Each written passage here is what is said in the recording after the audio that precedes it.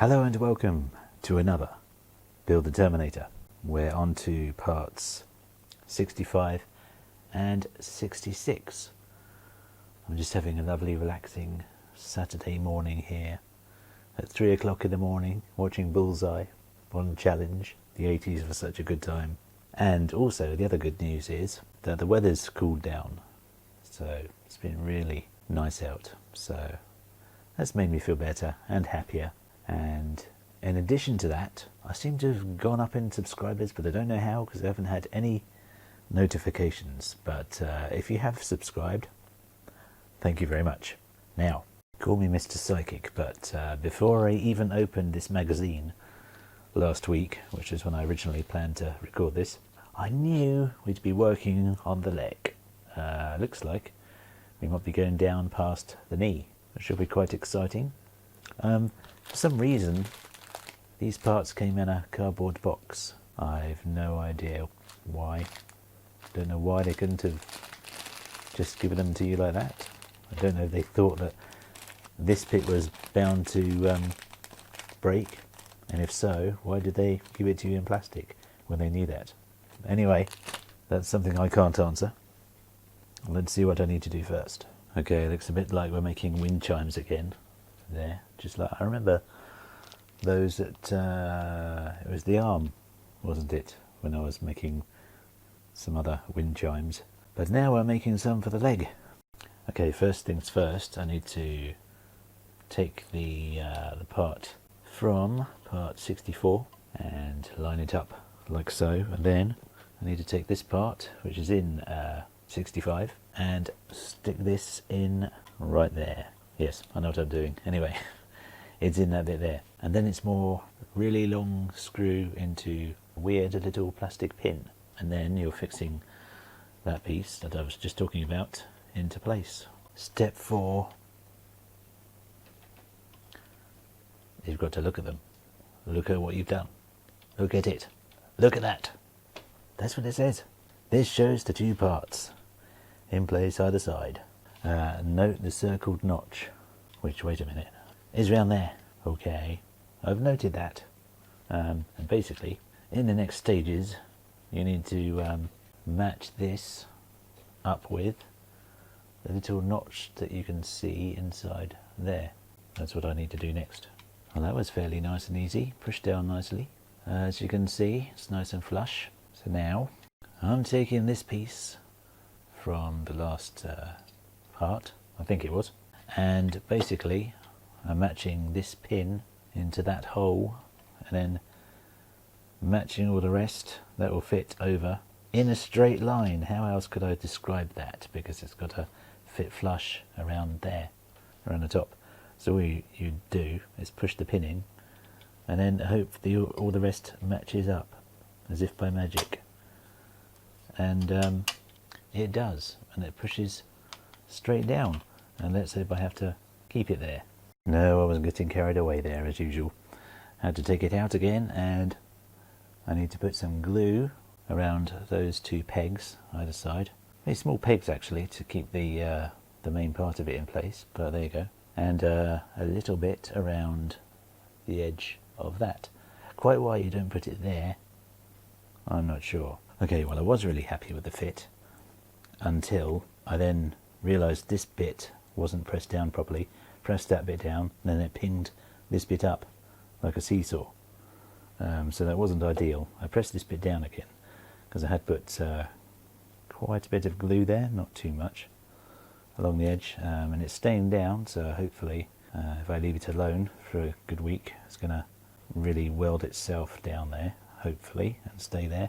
Okay, the last thing I need to do is take one of the fat screws that I got with this part and screw that into that hole there. Quite why, I'm not entirely sure, but that's what I need to do.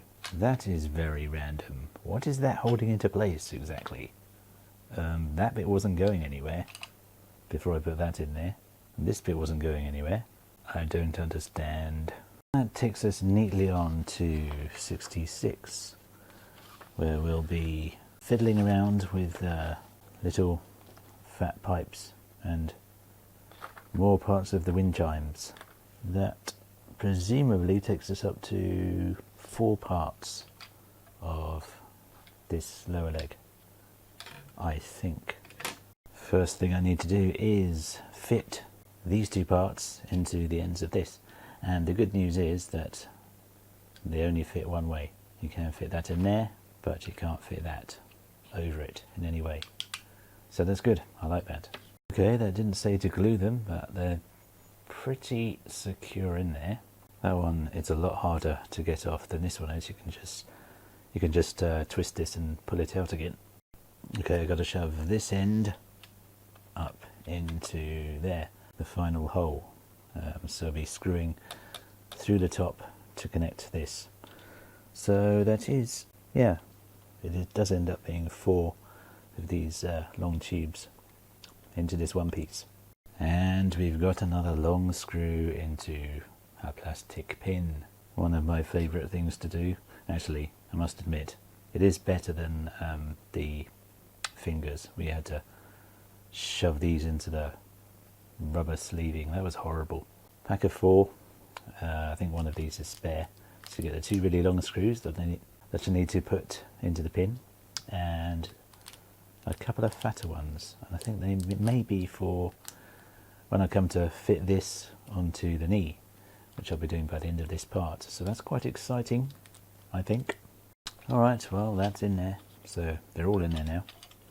And next I need to take these triangles, and I will be fitting these, I think I have this up the wrong way, into the edges of this one. So one there and one there.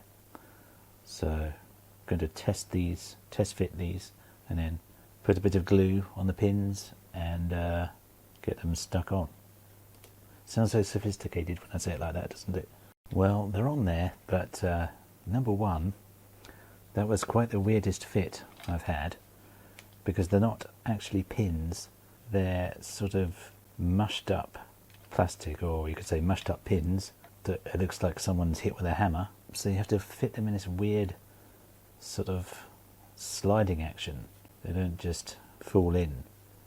And they're on there, and the other question I have is, why did they not just mould that with the rest of the plastic? I think those are just filler pieces, to be honest. But there we go. I've at least can say I've definitely been making a lot of this model myself. And finally, the big finale. I'm putting a big thick screw through the hole that you can see right down the middle there, through that, and onto that little peg there, which of course is the knee. So I'll have the lower leg attached to the knee. And that, my friends, takes us to the end of 65 and 66. Lower part of the leg is on there, looking quite exciting, but as you can see, this Terminator is outgrowing my table now, so I'm going to have to think of another solution that protects it, keeps it nice, because we don't want to damage Mr. Terminator, do we? Because that would be mean. He's been so nice to everybody. So that is quite an exciting end to this part, I think, for me anyway. Hope you have enjoyed watching. It's not been much of a struggle this week, so that's been good. I don't actually enjoy the struggle. I like it when it goes smoothly. That went fairly smoothly. So we're almost down to the foot. In fact, I think that bit, the thick bit sticking out, it does actually attach to the foot. Now, where am I going to be storing this thing? I'm talking about whilst I'm making it, let alone when I've finished it. Anyway, cross that bridge when I come to it. Thank you very much for watching. I hope you have enjoyed, and I will see you next time.